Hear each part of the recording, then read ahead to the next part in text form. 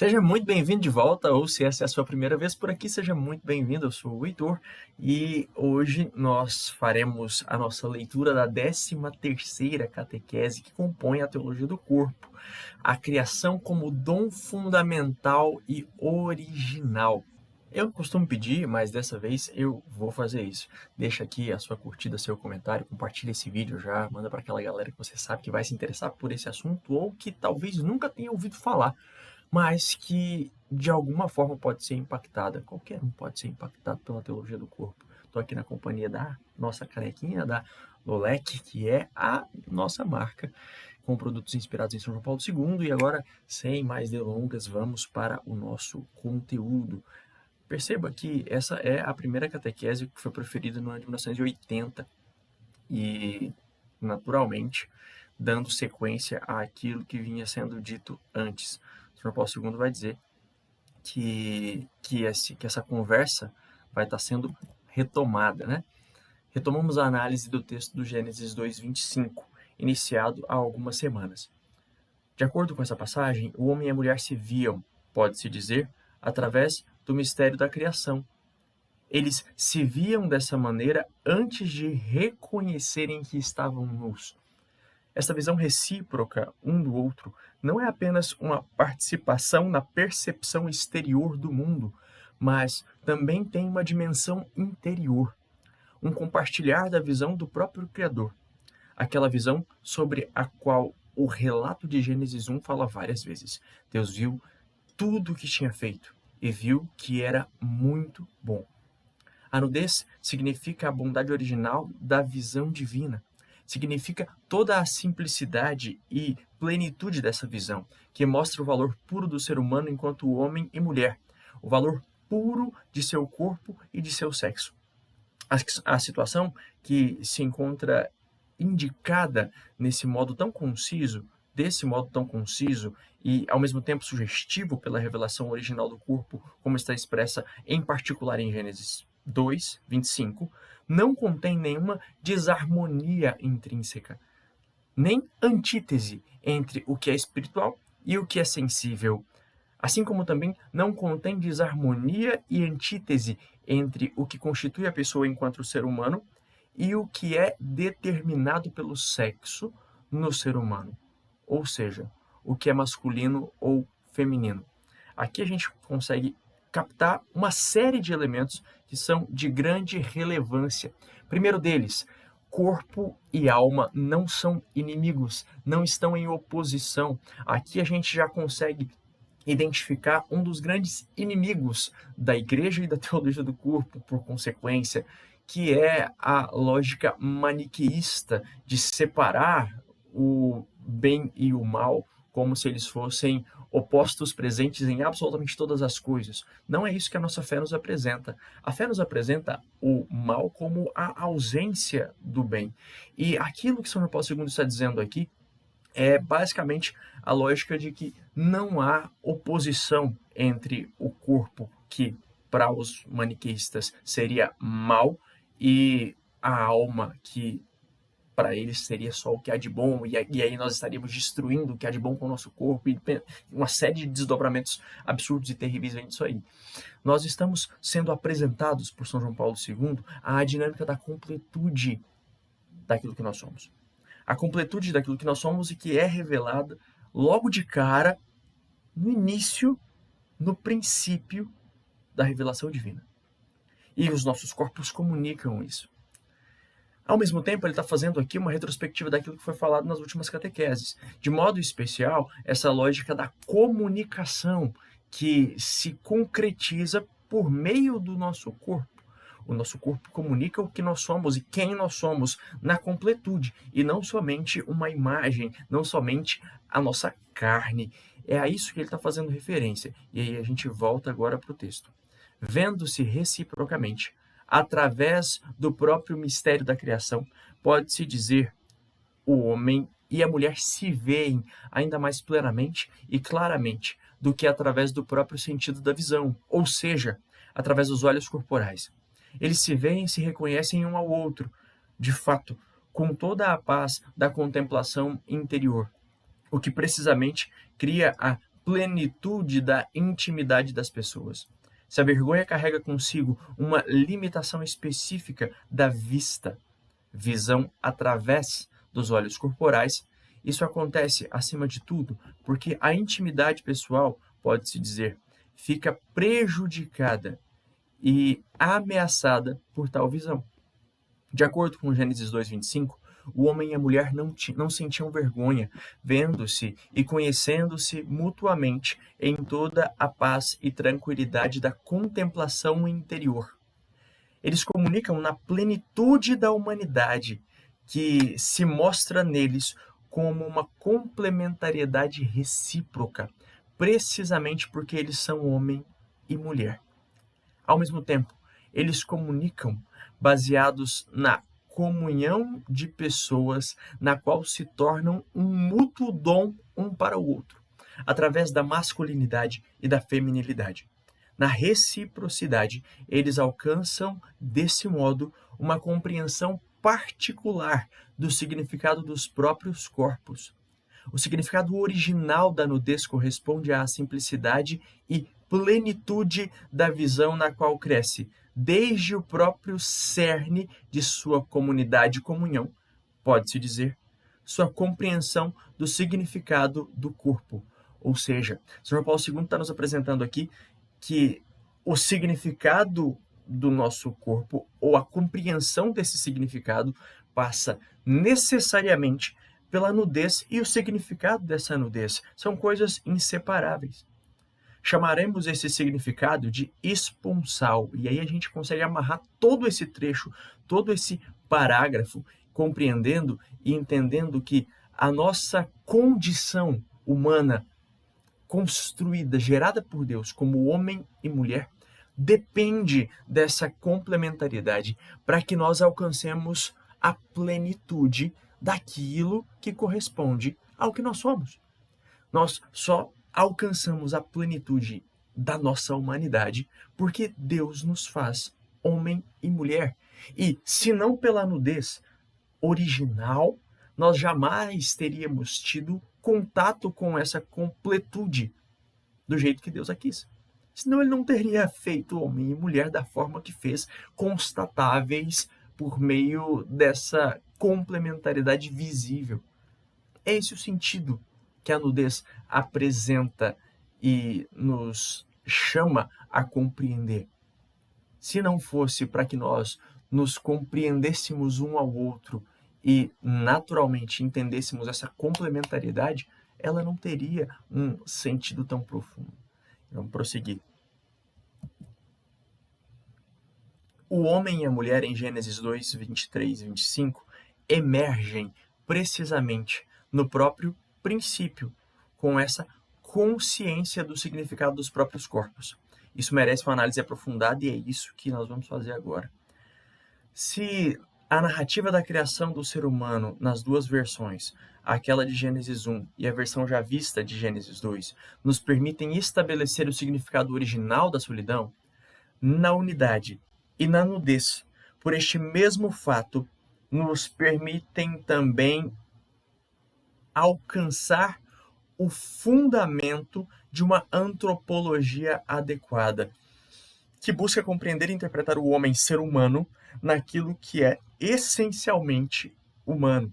O João Paulo II está nos dizendo, então, que a nudez que se une à solidão e à unidade, à comunhão, nos apresenta, junto desses outros elementos, o fundamento de uma antropologia adequada para a humanidade. Ou seja, solidão, unidade e nudez originais da forma como de fato foram criadas pelas mãos de Deus, nos apresentam o caminho para a compreensão de nós mesmos.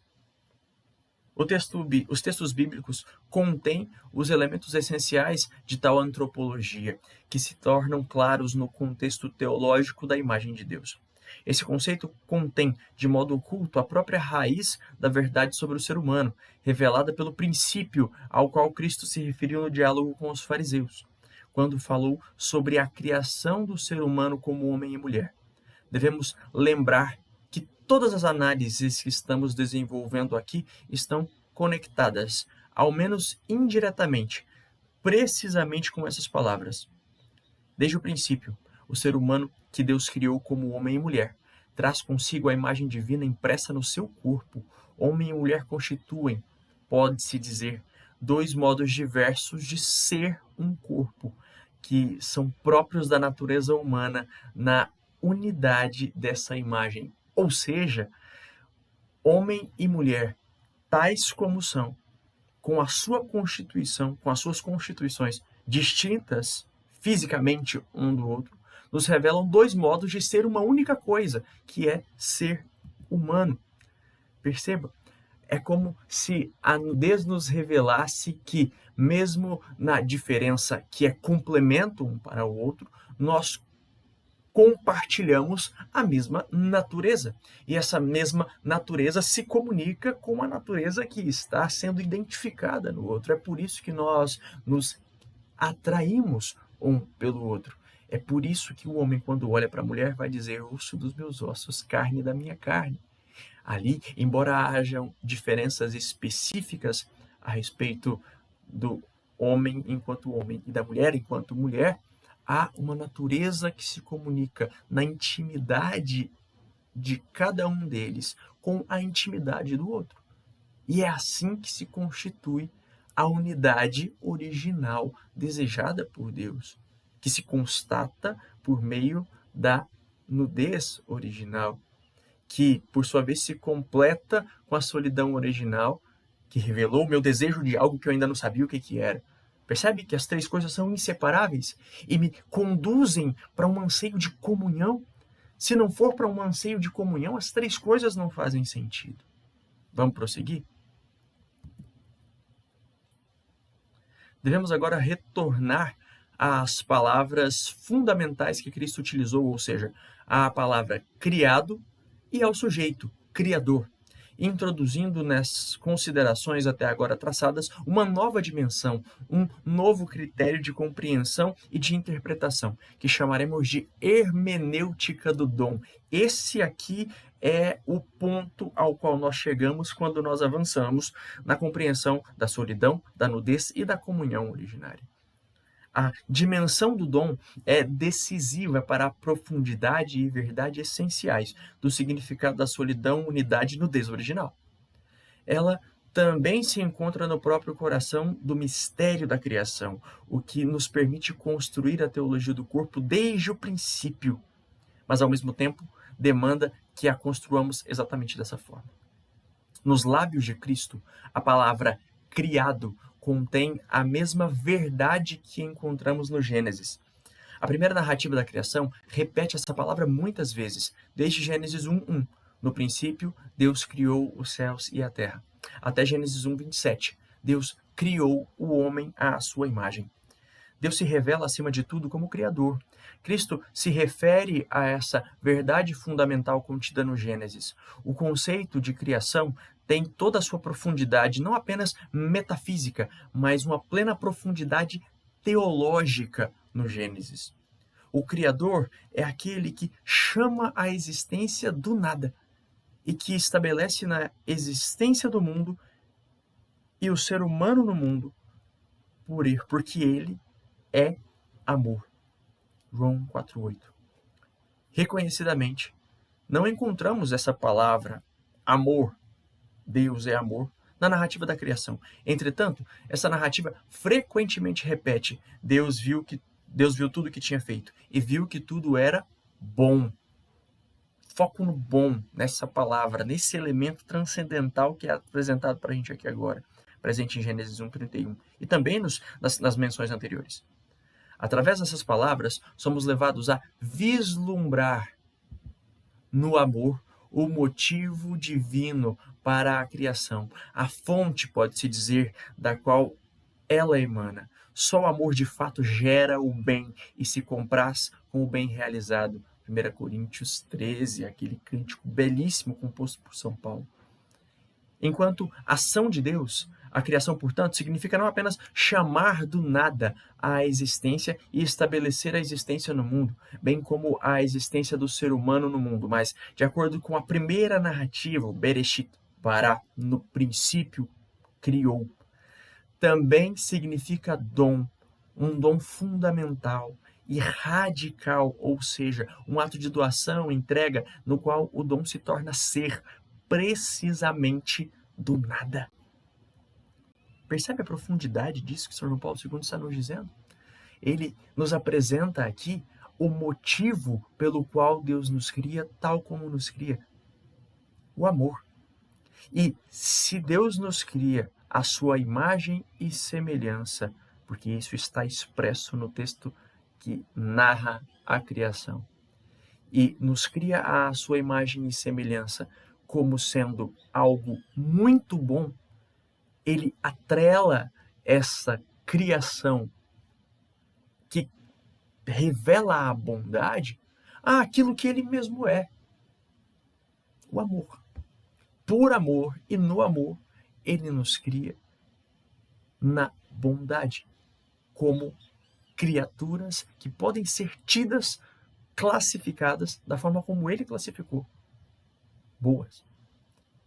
E se só o amor cria o que é bom, logo, Deus é amor e Deus, com a sua condição plena de amor infinito, nos criou, tal como ele quis. Vamos mais. Ser humano e entrega.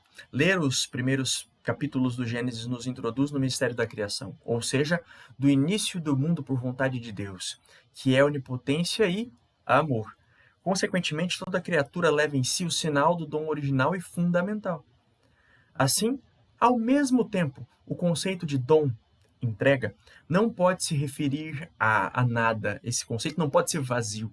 Ele indica a pessoa que dá o dom, que faz a entrega, e a que recebe o dom, bem como a relação estabelecida entre elas. Lembra do que ele falava nas catequeses anteriores? A lógica da comunicação, que não é simplesmente uma mensagem entregue, mas, uma vez estabelecida entre indivíduos, entre pessoas, ela comunica às próprias pessoas.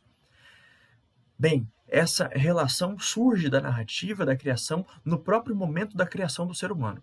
Essa relação é mostrada, acima de tudo, pela expressão Deus criou o homem à sua imagem. A imagem de Deus ele o criou. Na narrativa da criação do mundo visível, dar, entregar, só tem significado com relação ao ser humano. Presta atenção nesse trecho, esse pedaço do parágrafo aqui é de crucial importância para todos nós. Em toda a obra da criação, é somente dele, ser humano, que se pode dizer um dom foi concedido. O mundo visível foi criado para ele. O relato bíblico da criação nos oferece razões suficientes para tal compreensão e interpretação. A criação é um dom, porque o ser humano aparece nela, o qual, por ser imagem de Deus, é capaz de compreender o próprio significado do dom no chamado do nada à existência. O que São João Paulo II nos diz aqui é que o dom da criação só é compreendido como dom. Perceba, ele fez toda uma introdução lá para dizer que o dom não é vazio. É preciso compreender que ele está inserido numa relação. Ele envolve o doador e o receptor daquela doação, daquela entrega.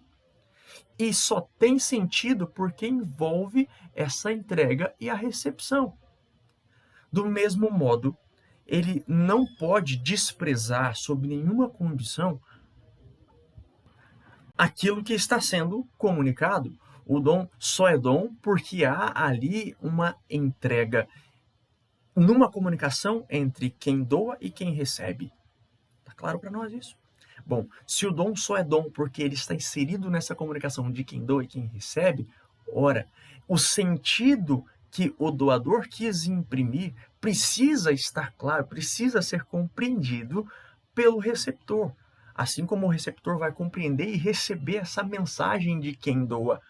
Ou seja, o dom, a entrega, o presente tem sentido porque comunica a intenção do doador ao receptor e comunica também ao doador aquilo que o receptor compreende e assimila e recebe e vivencia.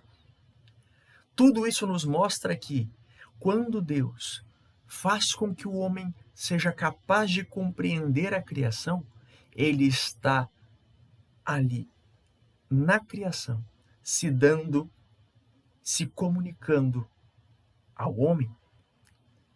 E o fato de o homem compreender isso mostra que é a ele que a criação se dirige. O fato de o homem compreender que Deus criou tudo à sua volta, de uma forma que ninguém mais compreende, que o resto da criação jamais compreenderia, demonstra, apresenta com clareza o fato de que tudo que foi criado foi entregue a quem compreende aquele dom. Aí está o grande sentido da criação tal como se deu. A nossa consciência, autoconsciência, autodeterminação se une à nossa condição de criatura para que nessa união de natureza humana e dom recebido de Deus, nós compreendamos quem nós somos, nós compreendamos que viemos das mãos de Deus e compreendamos que somos diferentes de todo o resto da criação. Essa diferença encontra o ápice quando o homem se sente sozinho, descolado do resto da criação e, por causa dessa solidão compreendida ali por ele, se torna capaz de receber a sua companheira adequada, osso de seus ossos, carne de sua carne, para que ali surja a comunhão original desejada por Deus, que só pôde ser compreendida porque ela foi comunicada na completude pela nudez desejada por Deus. É por isso que não havia vergonha. É por isso que não havia motivo para vergonha antes do pecado. Porque era necessário que o homem e a mulher se reconhecessem na completude da sua imagem, para que houvesse a comunicação entre eles, que no fundo comunicava também a imagem de Deus. Vamos prosseguir?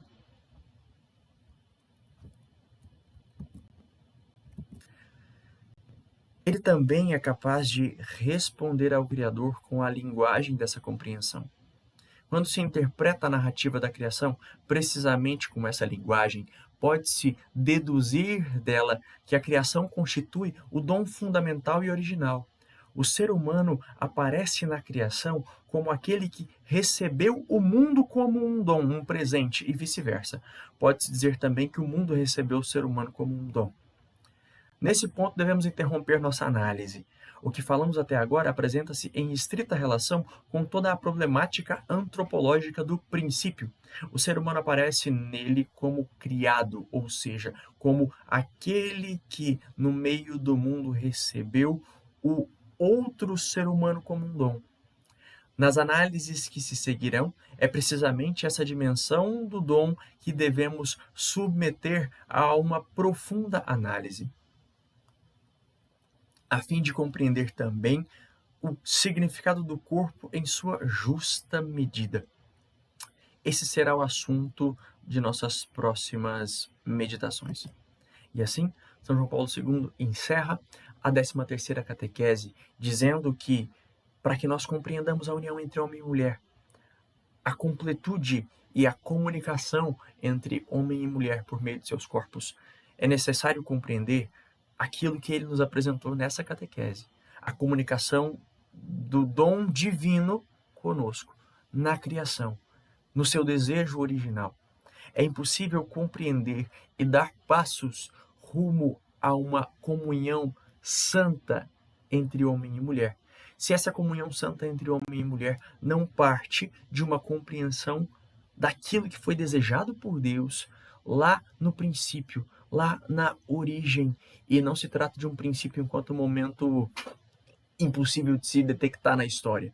Trata-se de princípio enquanto momento em que Deus quis agir em nosso favor e para a nossa criação. Se você quer se relacionar bem com alguém, saiba que isso só será possível se você compreende e está disposto a viver a hermenêutica do dom.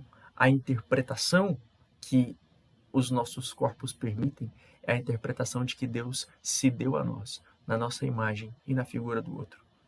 Sem que isso seja uma realidade aqui dentro dos nossos corações e realizada pela nossa inteligência, nós jamais conseguiremos nos relacionar de modo verdadeiro com quem quer que seja. Mas aí já é tema para as nossas próximas catequeses. Eu quero te convidar a clicar no link que está aqui na descrição do nosso vídeo para acessar a nossa loja, visualizar lá os produtos, essa caneca está lá, e uma série de outras coisas. Não deixa de curtir, comentar, compartilhar esse vídeo com aquelas pessoas que você sabe que vão se deliciar com isso aqui. E a gente se encontra no nosso próximo momento de leitura comentada. Até lá!